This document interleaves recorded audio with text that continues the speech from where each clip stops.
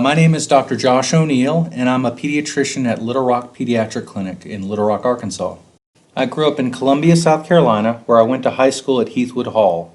I then graduated from Davidson College and learned medicine at the University of South Carolina School of Medicine.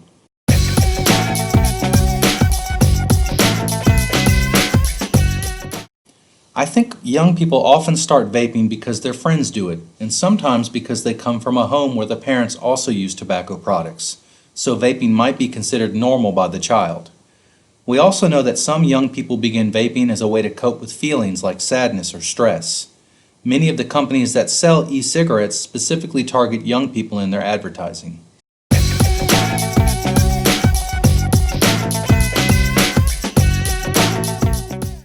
We know that vaping exposes your lungs to nicotine, flavorings, metal particles, and ultrafine particles, all of which can lead to breathing issues like cough and wheezing, shortness of breath, and an inability to run and exercise as well as other kids. Vaping very quickly leads to a child being addicted to nicotine, and we believe vaping will increase a child's risk of lung diseases and eventually cancer.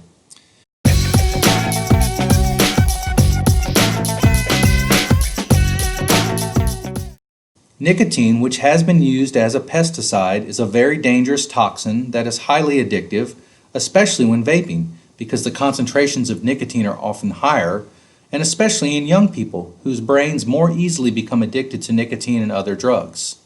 This addiction to nicotine is very hard to escape from, and often leads to smoking actual cigarettes as an adult.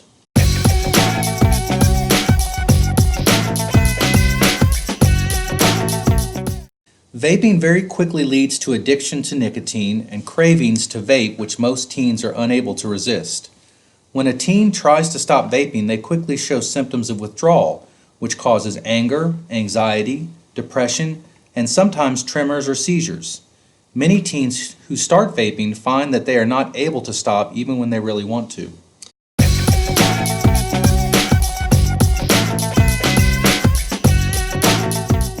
EVALI stands for e-cigarette or vaping-associated lung injury. This is when a young person gets lung damage from vaping, damage which can sometimes be permanent and can sometimes lead to death.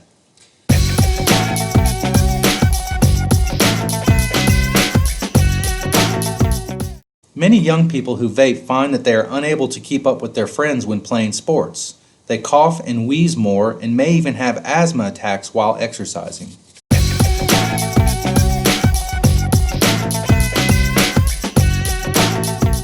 This is a big area of concern because we know that vaping shuts down the lung's ability to defend itself from infection, and I believe people who vape are at higher risk for getting sick from COVID-19.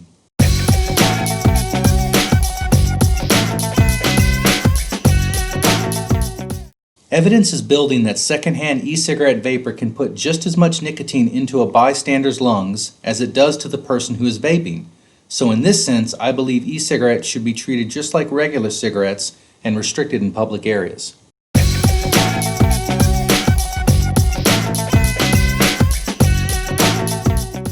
First, don't ever start, and if you have started, the sooner you stop, the easier it will be. Always speak with your parents and your pediatrician about vaping and ways to quit. There are many medical options to help with vaping cessation. You are never alone in this, and there's always a way out.